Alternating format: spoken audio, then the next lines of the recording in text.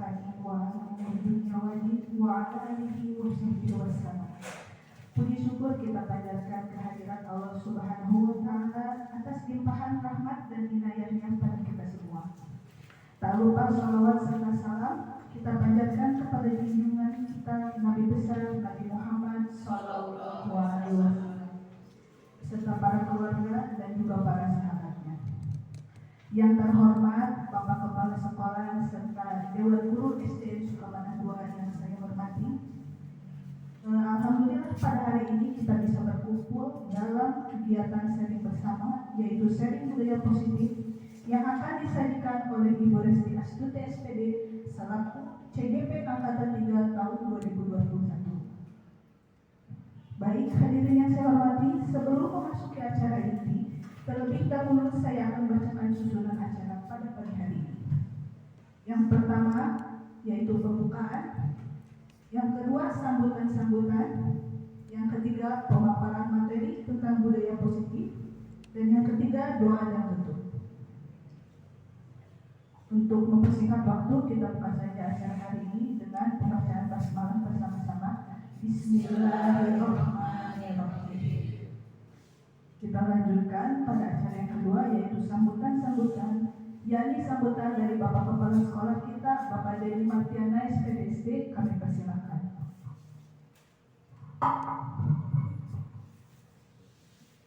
Bismillahirrahmanirrahim. Assalamualaikum warahmatullahi wabarakatuh.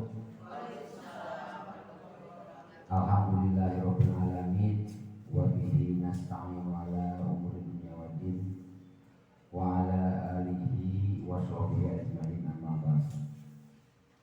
Yang saya hormati Bapak dan Ibu Guru SDN 2 Sukamana, yang saya hormati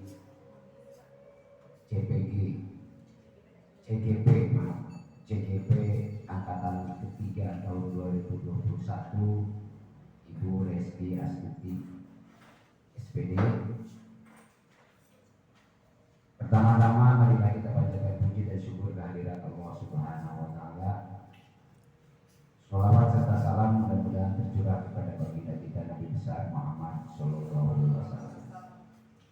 Bapak dan Ibu yang saya hormati, menginjak kepada kegiatan ini, marilah kita sama-sama nanti mendengarkan apa yang akan dipaparkan oleh Ibu Resti selaku calon guru penggerak angkatan ketiga di tahun 2021 ini. Dan alhamdulillah di SD kita ini ada yang lulus, walaupun sekarang masih sebagai calon, tapi tahapan-tahapannya masih panjang.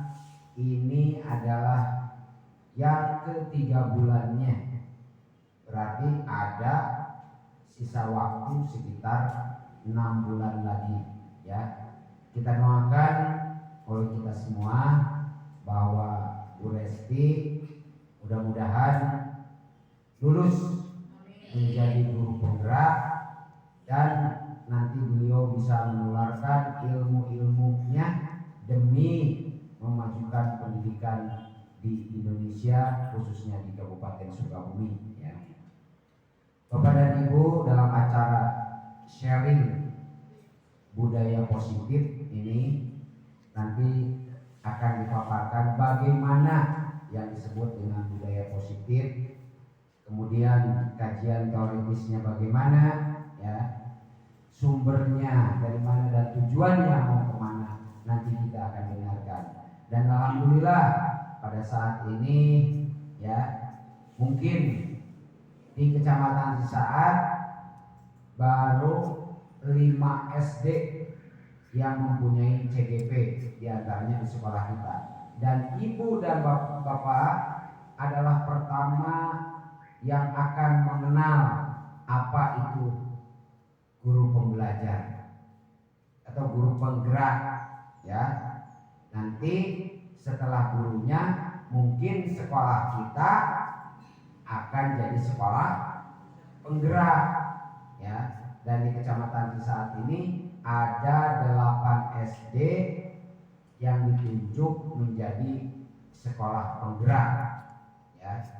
Nah, oleh sebab itu kenapa SD kita kemarin tidak ditunjuk sebagai SD penggerak, itu alasannya karena kepala sekolahnya atau saya sedang mengikuti diklat pengawas.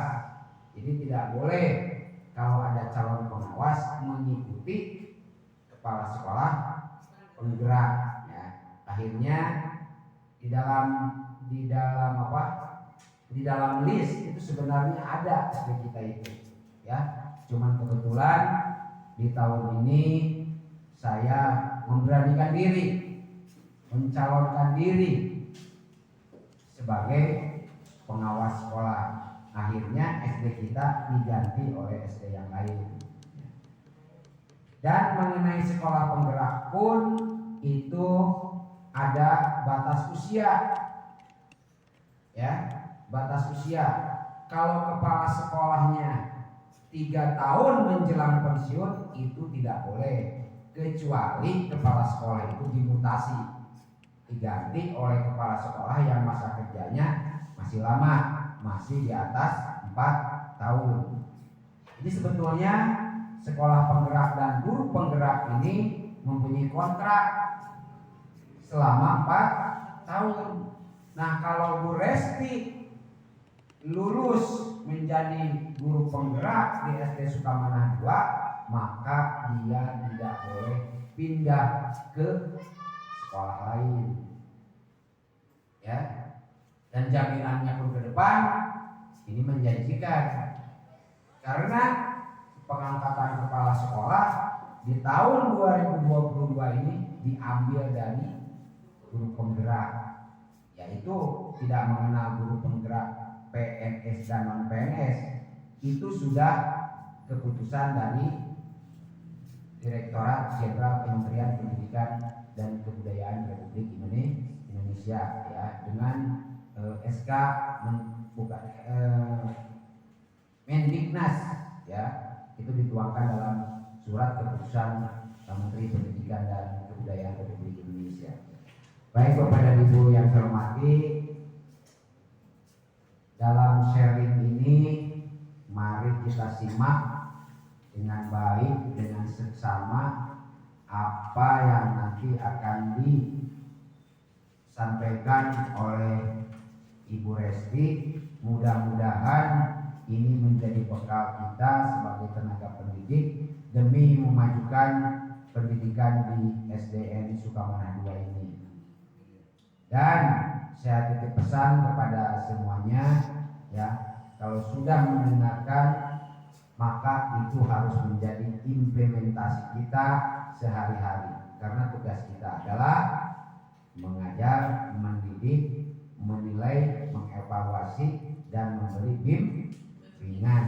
Kita ingat kepada tupoksiknya seorang guru, ya, sesuai dengan peraturan perundangan yang berlaku. Baik, dan Bapak Ibu, sebenarnya saya ini pun punya jadwal hari ini, ya. Saya tidak akan lama, saya tidak akan mengikuti, karena saya pada hari ini ada kegiatan pertemuan dengan mentor saya yang akan mengarahkan untuk pelaporan hasil diklat ini, ya. Perlu Bapak ketahui, saya mungkin akan sering meninggalkan sekolah, tapi bukan untuk mangkir dari tugas, tetapi ini adalah katakan mengarungi lah perjuangan saya tidak terlepas ini berkat dukungan dan doa dari Bapak Ibu sekalian, dan rekan pun kita juga sekarang sedang mengikuti diklat. Mudah-mudahan sekarang ini, tahun ini adalah tahun 2001 ini tahun miliknya Sukamana 2, ya. Kepala sekolahnya lulus jadi pengawas, gurunya lulus jadi kepala sekolah. Kalau sudah lulus tes substantif itu sudah dinyatakan lulus 80%. Tinggal kita mengikuti diklat apa yang instruktur perintahkan atau tugas itu cek paribasan arek penyon arek menying itu harus dikerjakan dan masuk sesuai dengan jadwalnya. Bapak dan Ibu sekalian, baik acara sharing budaya positif ini dengan ucapan Bismillahirrahmanirrahim saya nyatakan dibuka. Terima kasih atas perhatiannya.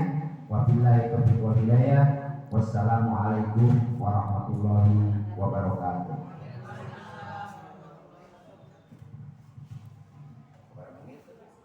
Terima kasih kepada Bapak Kepala Sekolah, Bapak Edi Martiana atas sambutannya. Lanjut saja kita ke kegiatan inti kita, yaitu pemaparan tentang budaya positif yang akan disajikan oleh Ibu Resti Astuti SPD. Kami persilakan.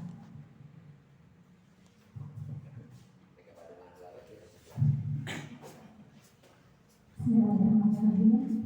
Terima kasih Bu Asri atas waktunya. Mohon izin Bapak Ibu, saya berdiri di depan.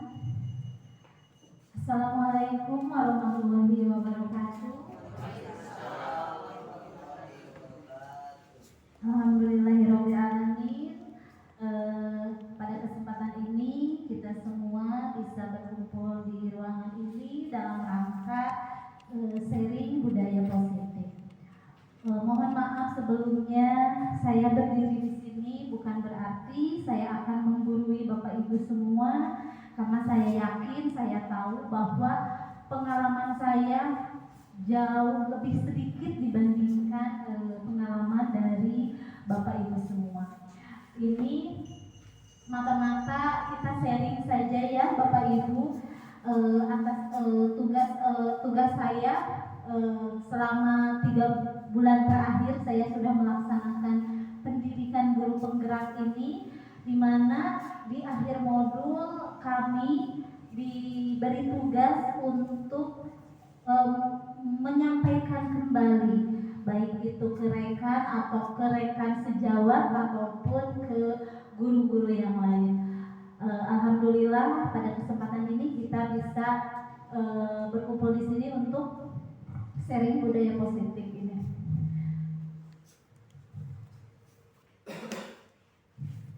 Ini modul 1.4 yaitu tentang budaya positif. Nah, Alhamdulillah ya Bapak Ibu, dimulai dari pertama hingga sekarang saya berdiri di sini, saya selalu diberi dukungan, saya selalu diberi doa, banyak yang mendoakan, saya selalu disupport dari Bapak Ibu semua, dari pengawas sekolah juga, dari Bapak Edi Martiana juga selaku kepala sekolah, dan tentunya Ibu Bapak semua yang selalu mendukung, mendoakan dan mensupport saya hingga saya sekarang berdiri di sini. Nah, di pendidikan guru penggerak itu di modul yang pertama itu saya belajar tentang filosofi pendidikan dari Ki Hajar Dewantara. Ki Hajar Dewantara ini bapak pendidikan kita ya Ibu Bapak. Nah, kita ambil contoh perbandingannya dengan hidup tumbuh-tumbuhan. Dalam hakikatnya sama kewajibannya kita sebagai pendidik, di mana petani, misalnya petani itu menanam padi dan menanam padi, kemudian petani itu hanya dapat menuntun tumbuhnya padi. Sama halnya seperti kita sebagai pendidik dianggap ilustrasinya kita sama seperti petani. Kemudian anak didik kita ilustrasinya sama seperti tanaman itu. Untuk ladangnya ilustrasinya itu adalah sekolah, ya. Jadi kita hanya bisa mendidik peserta didik kita untuk mengembangkan potensi dan minat mereka. Kita tidak bisa memaksakan peserta didik kita untuk mau seperti apa yang kita mau. Kita hanya bisa menuntun, kita hanya memberikan pendidikan, memberikan budi pekerti yang baik, kemudian mengarahkan ke arah yang lebih baik. Sama halnya seperti petani juga, memperbaiki kondisi tanah, mungkin kita memperbaiki kondisi di sekolah, kemudian memelihara tanaman padi, sama halnya kita memelihara peserta didik kita, kemudian memberi pupuk dan air, kita memberi pendidikan, budi pekerti, pembelajaran yang baik, kemudian membasmi ulat-ulat, sama halnya kita juga mencegah anak peserta didik kita dari hal-hal yang negatif atau hal-hal yang tidak baik. Adapun eksplorasi konsep yang akan saya sampaikan pada kesempatan ini ada 6 sub ya Bapak Ibu. Yang pertama, perubahan paradigma stimulus respon lawan teori kontrol, kemudian arti disiplin dan 3 motivasi perilaku manusia, keyakinan kelas, kebutuhan dasar manusia, posisi kontrol, dan segitiga restitusi. Ada 6 sub. Nah, untuk membangun budaya yang positif, tentu sekolah perlu menyediakan lingkungan yang aman, lingkungan yang positif juga, lingkungan yang nyaman bagi murid-murid kita untuk mereka mampu berpikir dan bertindak ya, dengan menciptakan merdeka belajar dan bertanggung jawab. Kemudian kita akan menggali di sini teori disiplin yang dikemukakan oleh Diana Gosen. Kita akan menggali teori disiplin. Nah, sebelum ke teori disiplin, ini ada perubahan paradigma teori kontrol atau ilusi kontrol. Yang pertama, ilusi guru mengontrol murid. Kemudian ini perubahan paradigma stimulus respon dengan teori kontrol. Terbaca enggak, Bu? Tidak ya? Kurang jelas ya? Nah, stimulus respon, kita mencoba mengubah orang agar berpandangan sama dengan kita. Kita mencoba mengubah orang agar sama berpandangan dengan kita. Tapi menurut teori kontrol, kita berusaha memahami pandangan orang lain tentang dunia. Kemudian menurut stimulus respon, perilaku buruk dilihat sebagai suatu kesalahan. Tetapi menurut teori kontrol, semua perilaku memiliki tujuan. Sama halnya misalnya berbohong itu kan perilaku buruk, tapi bisa saja berbohong demi kebaikan itu bisa menjadi sesuatu yang memiliki tujuan. Baik, lanjut ke sub yang kedua, yaitu tentang disiplin. Apakah makna disiplin? Ibu Bapak tahu apa disiplin? Patuh ya. Kita lebih lebih ke arah disiplin itu patuh. Ya. Berasal dari bahasa Latin, disiplin itu adalah disiplina yang artinya belajar. Dan makna asal dari kata ini berkonotasi dengan disiplin diri. Disiplin diri itu membuat orang menggali potensi dirinya, menghargai dirinya. Namun dalam budaya kita, makna disiplin ini telah berubah menjadi sesuatu yang dilakukan pada orang lain untuk mendapatkan kepatuhan. Jadi lebih kita disiplin itu lebih ke kepatuhan. Kalau menurut Gosen itu disiplin itu lebih ke menghargai dirinya sendiri.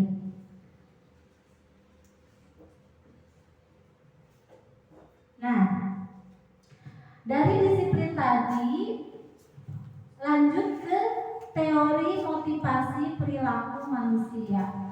Jadi ada ini akan berkaitan dengan disiplin tadi. Ada 3 Bapak Ibu, teori motivasi perilaku manusia itu ada 3. Ya. Yang pertama, untuk menghindari ketidaknyamanan.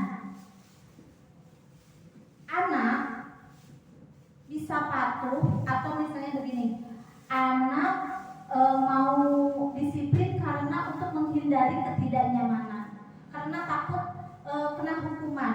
Jadi anak tersebut ya udah saya akan nurut ya. Itu motivasinya motivasi eksternal. Jadi itu motivasi yang datang dari luar. Karena anak tersebut merasa nyaman. Contoh kecil misalnya harus mengerjakan PR. Anak kita kasih tugas anak untuk mengerjakan PR. Apa motivasi anak ini untuk mengerjakan PR ini, dari mana datangnya? Apakah anak ini karena merasa karena menghindari ketidaknyamanan ini, saya takut dihukum jadi saya mengerjakan PR. Nah, hal ini, motivasi ini dinamakannya ini motivasi eksternal, jadi motivasi yang datang dari luar. Kemudian yang kedua, motivasi perilaku manusia yang kedua yaitu untuk mendapatkan imbalan atau imbalan dari orang lain.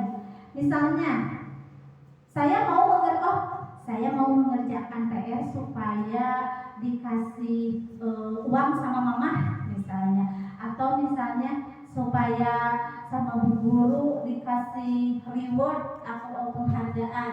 Nah, ini juga motivasi eksternal. Jadi motivasi yang datang dari luar. Nah, yang ketiga, teori motivasi perilaku yang ketiga ini untuk menghargai dirinya sendiri, dan ini menjadi harapan kita untuk menghargai diri sendiri, menjadi insan sesuai dengan harapan kita. Nah, ini adalah motivasi internal. Misalnya, saya akan menjadi orang seperti apa ya kalau saya mengerjakan PR, atau saya akan menjadi orang seperti apa ya kalau saya rajin belajar. Jadi itu motivasi yang datang dari dirinya, dari dalam. Nah, ini tujuan dari disiplin positif. Jadi yang kita harapkan motivasi itu motivasi yang datang dari dirinya sendiri ya. Jadi untuk menghargai dirinya sendiri. Selanjutnya pada paradigma Ki Hajar Dewantara ini tentang merdeka belajar ya Bapak Ibu, yaitu pembelajaran yang berpusat pada murid atau yang berpihak pada murid. Beliau mengatakan merdeka itu artinya tidak hanya terlepas dari perintah, akan tetapi juga cakap buat memerintah diri sendiri. Jadi dirinya sendiri untuk dirinya sendiri. Itu menurut Ki Hajar Dewantara. Selanjutnya ke sub yang ketiga. Selanjutnya Bu, yang ungu ini peraturan kelas.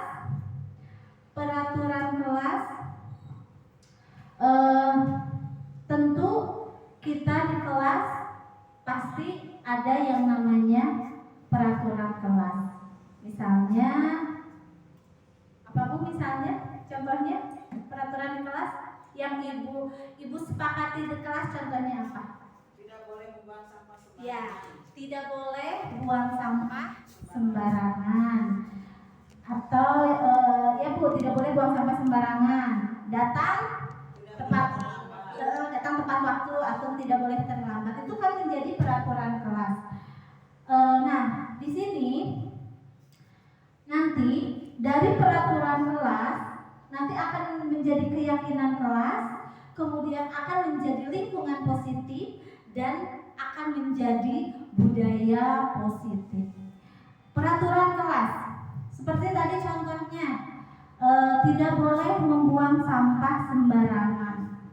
Nah, diharapkan anak didik nanti, peserta didik nanti ini, kita kan membuat peraturan kelas, tidak boleh buang sampah sembarangan. Jangan sampai anak didik nanti itu datang motivasinya motivasi eksternal, tetapi yang kita harapkan itu adalah motivasi internal. Oh, buang sampah sembarangan teh sieun ku pamaman misalkan. Tidak, karena untuk menghindari ketidaknyamanan, tetapi diusahakan peraturan kelas itu datang dari dirinya sendiri. Ya, seperti itu. Kemudian nanti sesudah peraturan, kita kan membuat peraturan kelas akan menjadi keyakinan kelas. Keyakinan, sama halnya seperti kita kan punya keyakinan ya Bapak Ibu. Bila kita sesuai dengan agama yang kita anut, keyakinan kita, bila mana kita meninggalkan kewajiban kita, tentu kita akan merasa berdosa. Nah, ini harapannya seperti itu, dari peraturan kelas akan menjadi keyakinan kelas buat peserta didik kita.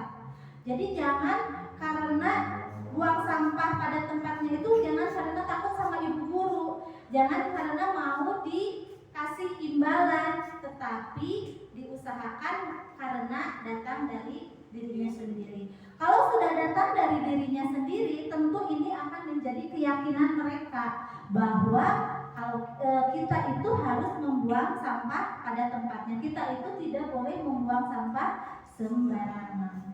Nah, sudah ke keyakinan kelas, lanjut lagi nanti ke ruang lingkupnya akan menjadi lingkungan positif.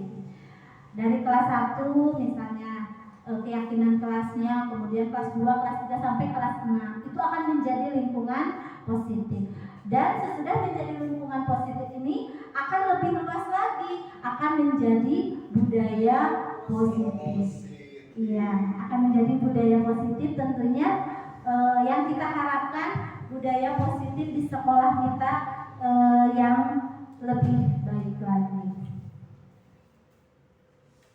Nah, selanjutnya, mengapa tidak peraturan saja, mengapa harus keyakinan kelas?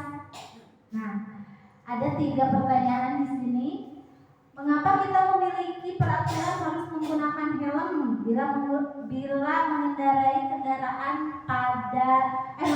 bila mengendarai kendaraan roda 2? Kenapa Bu? Pak, harus pakai helm kalau kita pakai motor? 1. Untuk menjaga ditilang polisi. Keselamatan. Takut ditilang polisi. Nah, takut ditilang polisi itu kira-kira motivasi apa? Eksternal.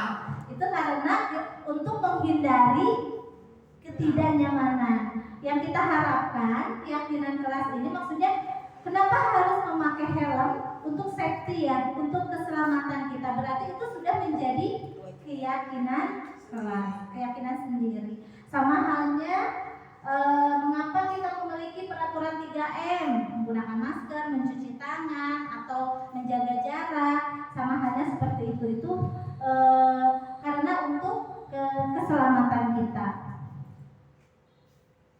Nah, ini contoh kesepakatan kelas ya Bapak Ibu.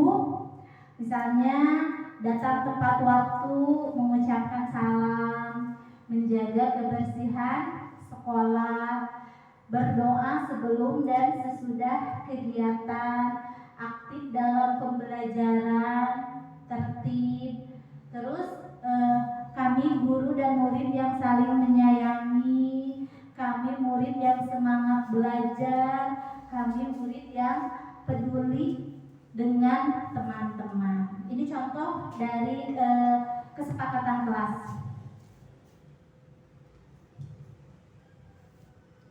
Nah, selanjutnya ada peraturan, ada keyakinan kelas.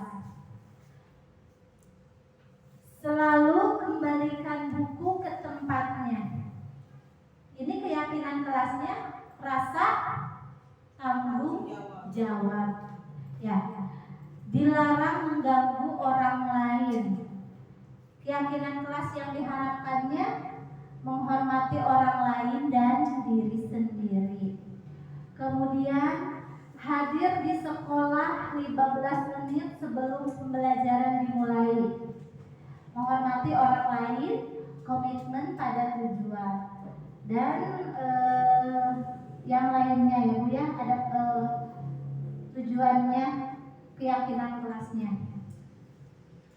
Nah, ada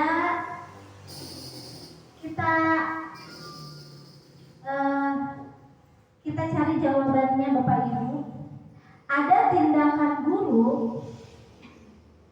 nanti ini masuknya hukuman atau sanksi. Ada tindakan guru bila mana guru menyuruh mencatat 100 kali di buku, saya tidak akan terlambat lagi. Si anak terlambat. Kemudian guru menyuruh anak menulis 100 kali di buku, saya tidak akan terlambat. Sanksi apa hukuman? Sanksi ya. Ya, dah. Selanjutnya, lari mengelilingi lapangan basket 2 kali karena terlambat hadir di sekolah. Murid diminta untuk push up 15 kali karena tidak menggunakan masker di sekolah. Hukuman, ya. Kemudian menggantikan kertas tugas teman yang telah dicoret-coret. Sanksi. Kemudian membersihkan tumpahan air di meja tulis karena tersenggol pada saat belajar. Sanksi apa hukuman? Membersihkan tumpahan air di meja tulis karena tersenggol pada saat belajar. Hukuman. Membersihkan tumpahan air di meja tulis karena tersenggol pada saat belajar. Hukuman. Sanksi. Sanksi hukuman. Nanti kita lihat ya Bu, Pak. Ya, nanti kita lihat. Kemudian meminta murid tidak mengenakan sepatu seharian di sekolah karena tidak mengenakan sepatu hitam. Sanksi. Kemudian lari mengelilingi lapangan basket 2 kali karena terlambat 10 menit untuk pelajaran PJOK. Nah, sekarang kita lihat.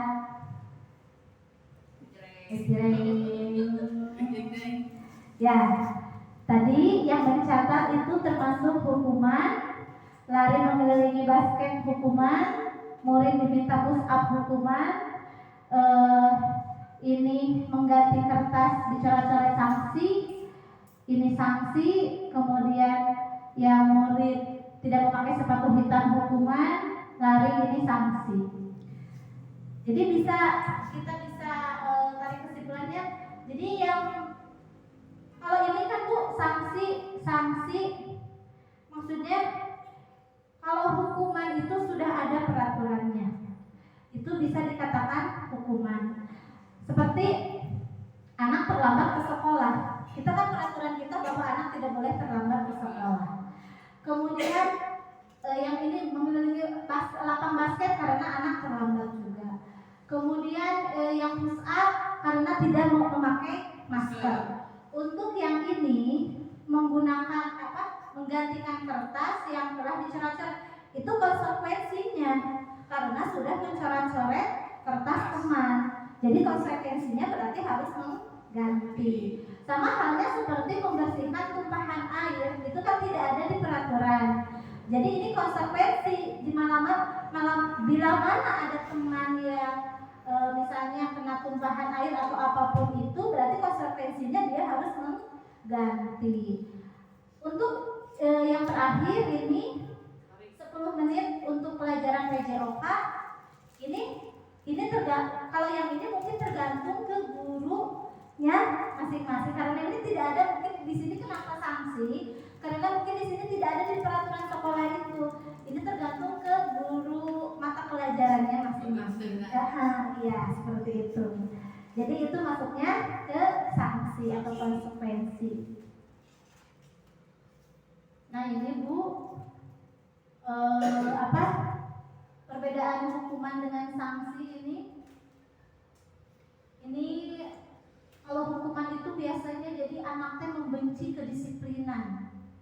Kalau sanksi anak menghargai disiplin. Selanjutnya, nah ke sub yang keempat. Jadi tinggal 3 sub lagi ya Bapak Ibu. Semuanya ada 6 sub. Ini sekarang sub yang keempat, yaitu kebutuhan dasar manusia. Ada 5 kebutuhan dasar manusia. Yang pertama survival, yaitu bertahan hidup. Kemudian belonging, ini belonging ya Bu, cinta kasih dan rasa memiliki. Kemudian power, penguasaan. Kemudian fun, kesenangan. Dan freedom, kebebasan. Ini kebutuhan dasar yang dibutuhkan oleh manusia. Nah, kita perinci lagi. Yang tadi itu yang kebutuhan ini survival, kebutuhan bertahan hidup. Nah, kebutuhan yang bersifat psikologis untuk bertahan hidup, misalnya kesehatan, rumah, makanan, ada seks juga, itu katanya kebutuhan bertahan hidup, kebutuhan bertahan hidup. Kemudian yang kedua,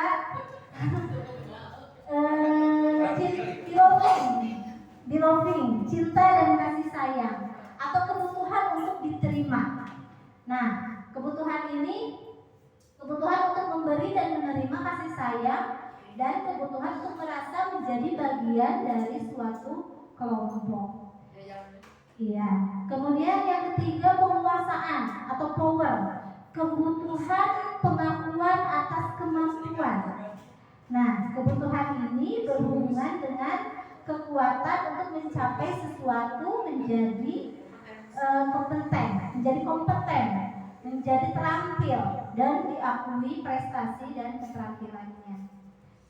Yang keempat, freedom atau kebebasan, kebutuhan akan pilihan. Nah, ini kebutuhannya kebutuhan akan kemandirian, memiliki pilihan atau mampu untuk mengendalikan arah hidup seseorang. Dan yang terakhir ini adalah kebutuhan kesenangan, kebutuhan untuk mencari kesenangan bermain, tertawa. Ini dihubungkannya dengan kebutuhan kesenangan dengan belajar.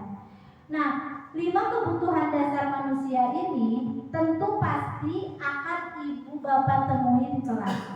Semua anak ini memiliki kebutuhan dasar ini. Apakah si anak itu kebutuhan untuk bertahan hidup, ataukah dia kasih sayang, ataukah dia kebutuhan penguasaan, pengakuan bahwa dia memiliki kemampuan, ataukah kebutuhan akan kebebasan, ataukah kebutuhan akan kesenangan. Nah, ada pertanyaan Ibu, kita kita cari ini si anak kebutuhannya apa. Ibu Ambar, guru kelas 2A di SD Harapan, sedang bingung menghadapi ulas salah satu murid di kelasnya yang bernama Doni. Beberapa anak di kelas 2A telah datang padanya dan mengeluhkan Doni yang sering kali meminta bekal makan mereka dengan paksa. Jika Anda menghadapi situasi seperti Ibu Ambar, apa yang akan Anda lakukan? Kemudian menurut Anda kira-kira apa alasan Doni melakukan hal itu? Nah, kira-kira apa yang akan Ibu lakukan nih jika ada anak seperti si Doni ini yang suka ngambil paksa bekal makan temannya? Panggil, ditanya apakah alasannya kenapa? Iya, seperti itu ya Bu. Nah, kira-kira si Doni ini masuk ke kebutuhan apa? Yang tadi 5 tadi. Apakah bertahan ini aja ya Bu? Apakah bertahan hidup? Apakah kita kasih sayang, penguasaan, kesenangan atau kebebasan? Penguasaan. Kesenangan.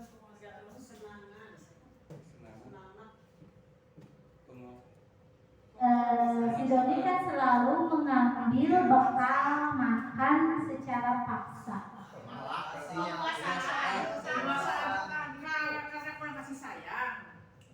Kurang kasih sayang, Dia merasa berkuasa. Jadi mengambil hak orang lain. Iya. Nah, tapi di sini sebenarnya si Doni ini kalau menurut saya kebutuhannya itu lebih dari satu, ya Bu ya. Kenapa? Karena di sini tidak dijelaskan apa alasannya kenapa si Doni sok ngambil bekal makan temannya. Apakah dia di rumahnya tidak dikasih makan sama orang tuanya, atau misalnya dia tidak diperhatikan. Jadi di sini bisa jadi Doni itu kebutuhannya yang pertama bisa ke kebutuhan bertahan hidup. Di sini kan ada tentang makanan ya, kebutuhan bertahan hidup. Selanjutnya sub yang kelima, 2 lagi ya Bapak Ibu. 5 posisi kontrol. Ini kita sebagai guru. Kalau tadi kebutuhan dasar manusia itu lebih ke anak didik. Kalau ini 5 posisi kontrol kita sebagai seorang guru. Yang pertama, penghukum. Apakah kita sebagai penghukum? Yang kedua, pembuat orang bersalah. Yang ketiga, apakah kita sebagai teman? Yang keempat, monitor atau pemantau. Dan yang terakhir, manajer. Kita lihat dari yang pertama, penghukum. Ini kalau penghukum ini biasanya seorang guru itu nada suaranya tinggi, bahasa tubuhnya, matanya melotot, jari luncuk. Wow, ini kategorinya posisi kontrol guru ini sebagai penghukum. Nah, guru akan menerapkan posisi penghukum ini biasanya berkata, patuhi aturan saya, awas ya, melotot, sama ditunjuk, itu penghukum. Kategorinya itu posisi kontrol guru sebagai penghukum. Kemudian yang kedua, membuat orang merasa bersalah. Ini seorang guru nada suaranya memelas, halus, sedih, kemudian bahasa tubuh merapat pada anak, kemudian lesu. Gurunya ya Bu ya, gurunya. Nah, misalnya Ibu sangat kecewa sekali dengan kamu. Gimana coba kalau orang tua kamu tahu kamu berbuat begini? Nah, kalau seperti itu, kontrol guru itu sebagai pembuat orang merasa bersalah. Yang ketiga, posisi kontrol sebagai teman. Nada suaranya ramah, akrab dan bercanda, bahasa tubuh dan senyum jenaka. Nah, ini posisi guru sebagai teman. Yang keempat, posisi guru sebagai pemantau. Ya. Pertanyaan yang biasa diajukan oleh seorang pemantau, peraturannya apa? Apa yang telah kamu lakukan? Sanksi atau konsekuensinya apa? Nah, itu posisi kontrol guru sebagai seorang monitor atau pemantau. Kemudian yang kelima, posisi guru sebagai manajer.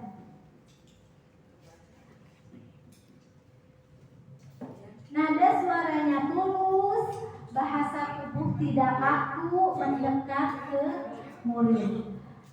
Nah, dari kelima posisi kontrol ini yang diharapkan kita sebagai guru adalah posisi kontrol sebagai manajer. Ya, dari kelima posisi ini. Kenapa? Nah, ini ada tabelnya Bapak Ibu. Untuk sebagai penghukum itu di motivasinya identitasnya gagal. Dan membuat orang bersalah juga gagal. Nah, yang berhasil itu posisi kontrol kita itu adalah sebagai manajer. Karena dampaknya pada murid jika kita memposisikan sebagai manajer, yaitu murid bisa mengevaluasi diri bagaimana cara memperbaiki diri. Nah, sekarang sub yang ke-6 terakhir, restitusi. Iya, sama seperti nama saya, Resti Astuti. Ini restitusi. Dari sananya Bapak Ibu, ini restitusi. Apa itu restitusi? Ya, restitusi itu proses menciptakan kondisi bagi murid untuk memperbaiki kesalahan mereka, sehingga mereka bisa kembali pada kelompok mereka dengan karakter yang lebih kuat atau lebih baik. Ya. Di sini restitusi ini kaitannya dengan apa ya? Jadi kita bila mana ada anak kita yang melakukan kesalahan, kita tidak langsung menjudge anak itu salah. Iya, tidak bisa langsung menghukum. Tetapi di dalam modul ini apa yang sudah saya pelajari, bila mana ada anak melakukan kesalahan, kita harus telaah dulu dengan dengan adanya restitusi ini. Nah, ciri-ciri restitusi ini ada 9, yaitu bukan untuk menebus kesalahan, namun untuk belajar dari kesalahan, memperbaiki hubungan, tawaran, bukan paksaan, menuntun untuk melihat ke dalam diri, kemudian mencari kebutuhan dasar, kemudian restitusi diri adalah cara yang paling baik, fokus pada karakter bukan tindakan, fokus pada solusi, dan yang terakhir restitusi mengembalikan murid yang berbuat salah pada kelompoknya. Nah, ada segitiga restitusi: menstabilkan identitas, validasi tindakan yang salah, dan yang terakhir menanyakan keyakinan.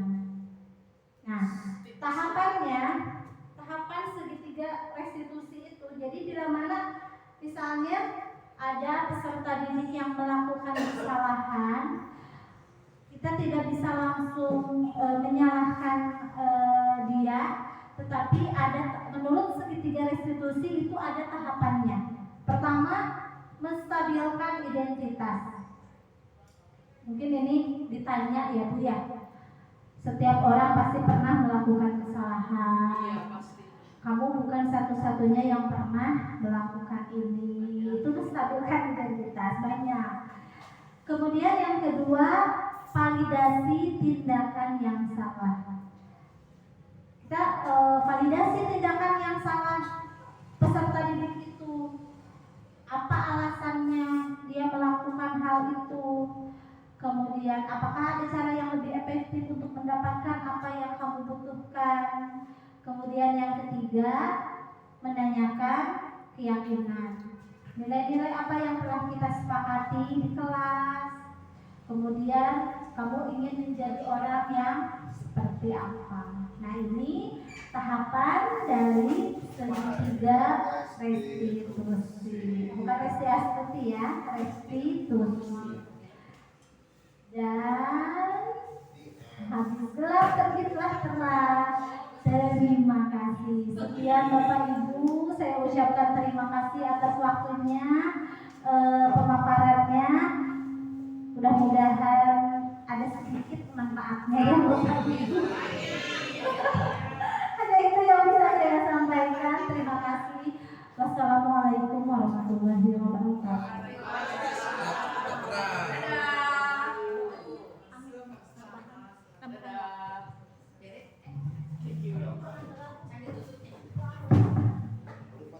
Baik, Ibu dan Bapak, kita kasih tepuk tangan untuk Ibu dan yang telah memberikan pengalamannya kepada kita. Mudah-mudahan apa yang beliau sampaikan dapat menjadi motivasi kita semua. Acara selanjutnya kita lanjutkan pembacaan doa yang akan dibawakan oleh Bapak Hikmat Prayoga. Kami persilakan.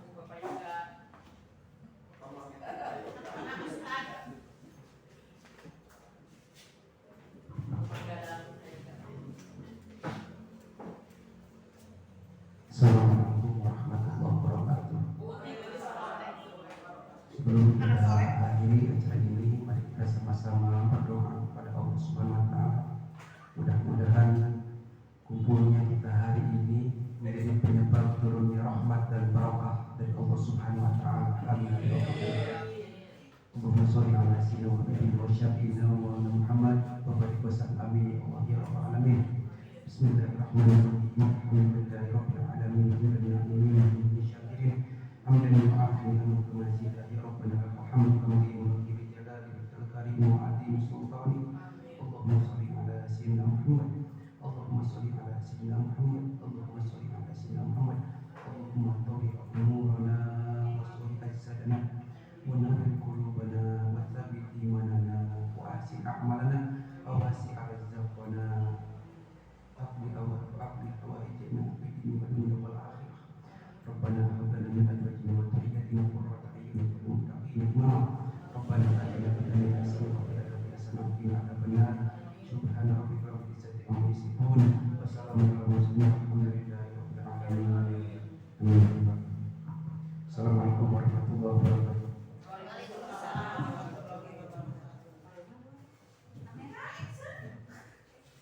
Baik Ibu dan Bapak sekalian, dengan berakhirnya pembacaan doa dari Bapak Hikmat Prayoga, maka berakhir pula kegiatan kita hari ini. Mudah-mudahan kegiatan hari ini dapat menjadi inspirasi dan semangat, terutama dalam memajukan pendidikan di SDN 2 Sukamanah ini. Tanpa panjang lebar lagi, marilah kita akhiri kegiatan hari ini dan pembacaan hamdalah bersama-sama. Terima kasih sekali.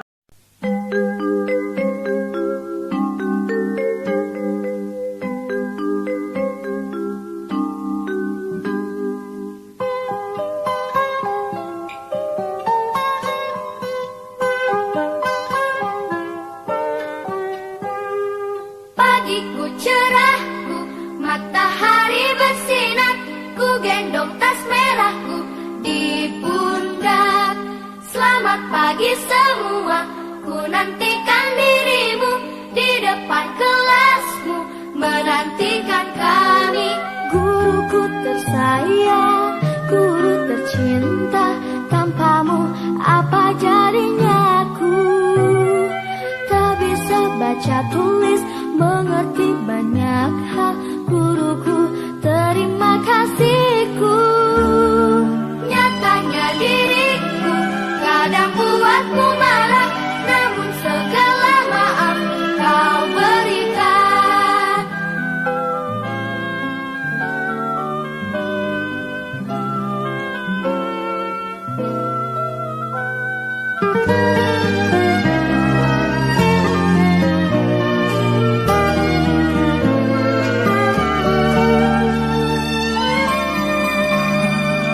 Selamat pagi.